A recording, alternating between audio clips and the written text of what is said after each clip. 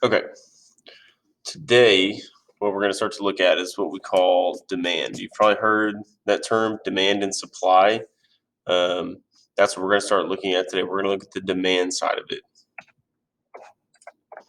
So when we're looking at demand, we're basically looking at two things. We're looking at um, the price of a product, and we're looking at the quantity. At price, how much are we selling it for? And then the quantity, um, how many items, okay? So it's real simple there.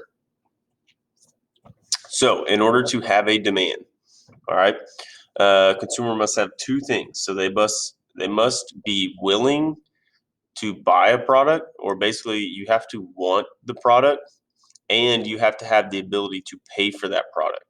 Okay, if you don't have the ability to pay for it, then you don't have a demand. So if it's something that you just want, but it's super expensive and basically out of your price range, you might want it, but you don't actually have a demand for it.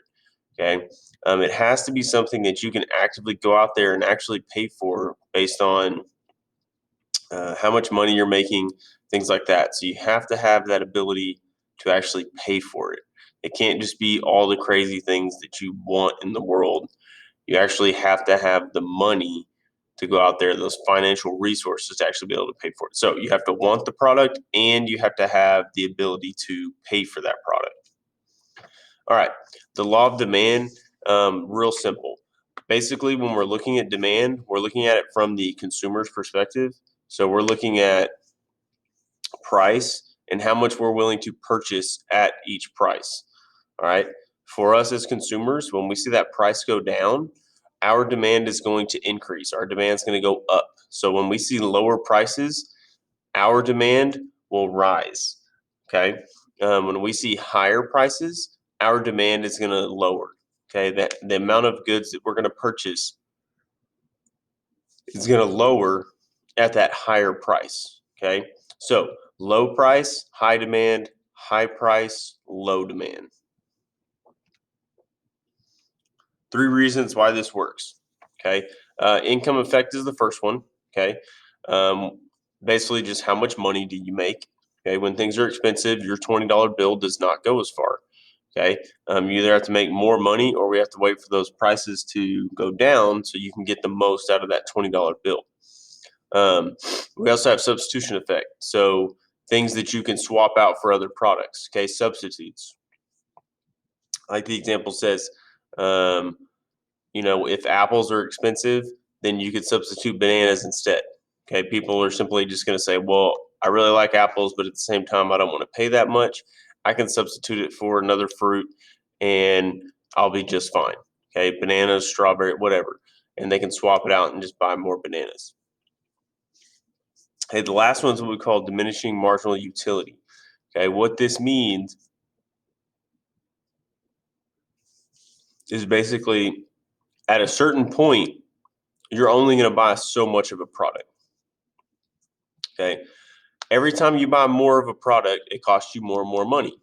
Okay, but at some point, it's not going to become worth it to you to keep buying more of that product. You're going to reach your marginal utility max, or another term for that would be happy points.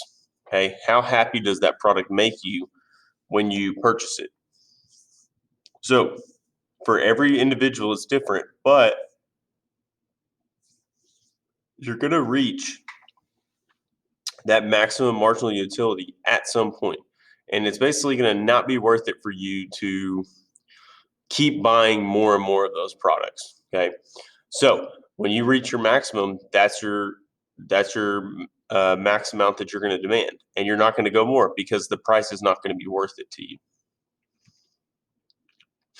Okay, the demand schedule, all it is a table that just shows how much we're willing to buy as an individual at different prices. And notice that it follows the law of demand. When the price is $2 for a taco, we will demand zero. We think that's too much. When the price is at 50 cents, we're going to demand the most. If it was 25 cents, it might even go to 4 or 5. Okay, so here's your demand graph. This is the way it's going to look. Okay, you have price on this axis, and you have quantity over here. Zero is always right here. Okay, so your curve will always look downward sloping because it's going to follow the law of demand.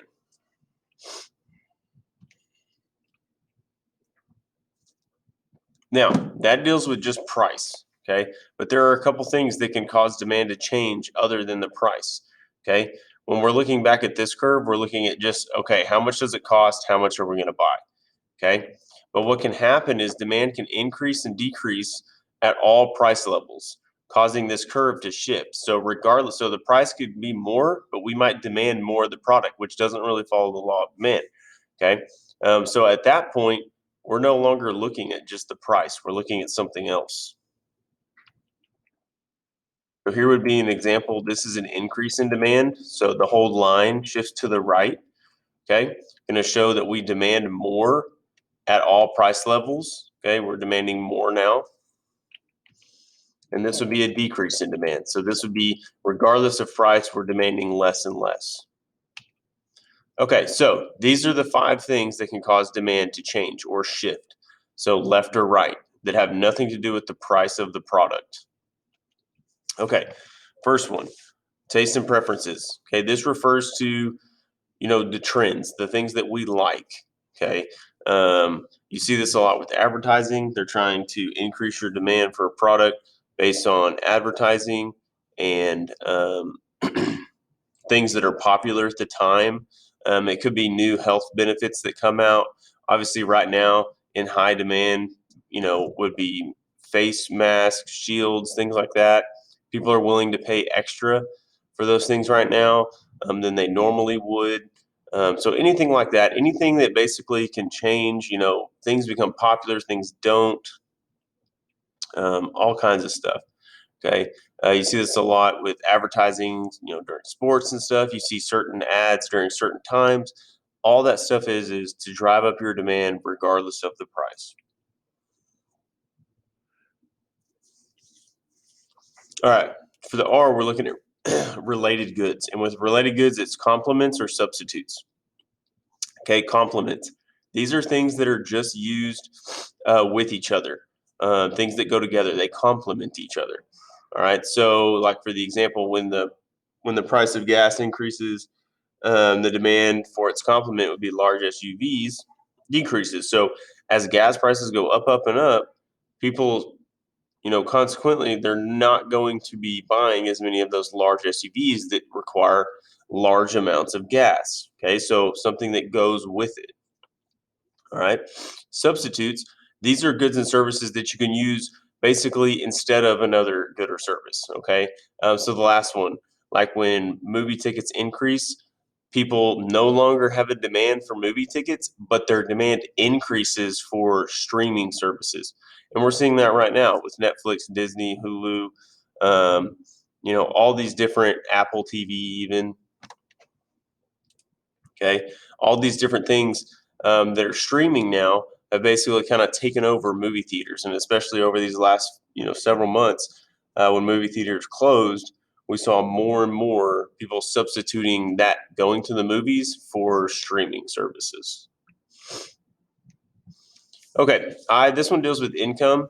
Basically, with income, we have 2 types of goods. We have normal goods and we have inferior goods. Okay, normal goods are things that are seen as like name brand. So this is like what you view as top quality, the best of the best. Inferior goods would be things that you see or you deem cheaper.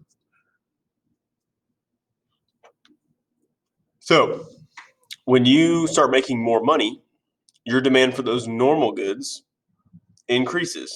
Okay. So you would demand more steak instead of ramen because you now view ramen as an inferior good. And now that you're making more money, you can rationalize spending more money on those normal goods because you're making more. Okay. Whereas if you lose your job and you see a decrease in income, you're going to start requiring more and more inferior goods back into your purchases because they're cheaper. Okay, you're not going to be able to buy those steaks as much. So normal goods, name brand, nice products, inferior goods, things that you view as cheap or less valuable goods. When you make more money, you want more normal goods. When you make less money, those inferior goods start looking really nice because they're way, way cheaper. Population has another big influence on demand. The more population grows, the more demand there is for everything: housing, everything that goes with kids, schools, daycares, all kinds of stuff. Okay. Right now, we're seeing here in Wichita Falls less and less schools needed because we simply don't have as many school age children. Now we have the same amount of people, but we have a lot less school age kids. So they've started closing some elementary schools. They're combining schools together because even though our population is the same, there's less school age kids in Wichita Falls. So there's really no demand to build extra schools. Now they want to like build new schools, but they don't want to build more schools. They want to build bigger, newer ones that they can combine some schools into one because we don't need that many buildings. And then the last one is future prices. Okay, now this one deals with price, but it doesn't deal with the price right now. It's what's going to happen in the future. Okay, so if consumers expect prices to rise, okay, the demand is going to increase now. Okay, think about the Hurricane Harvey when it hit Houston a few years ago. Everybody went out and started buying gas that day because everyone assumed, oh man, the refineries are going to get hit and the cost of oil and gas is going to go through the roof.